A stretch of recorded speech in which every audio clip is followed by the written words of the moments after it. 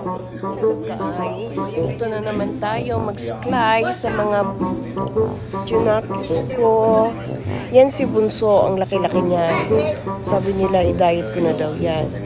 Siya yung nagsishave twice a year, pero weekly or sometimes twice a week.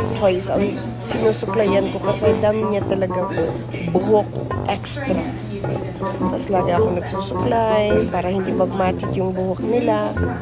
Tapos may mga dumi-dumi ba sa may puwitan. Suklayan ko yan, ayusin ko yan. Yan,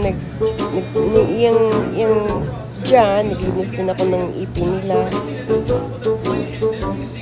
Ako mismo ang nagtatanggal ng mga dumi-dumi sa ipin. Alagang-alaga ko yan sila. Itong bunso ko, mag-2 taon. Yung maliit, yung si ate, 2 taon at 2 buwan. Maliit siya. Sana magmating na sila para magkaapo na ako. Gusto ko na talaga magkaapo. Pero malapit ko na silang iuwi dyan sa Pilipinas. Pag mauwi ko na yan sa Pilipinas, mag-walking-walking na dyan. Thank you.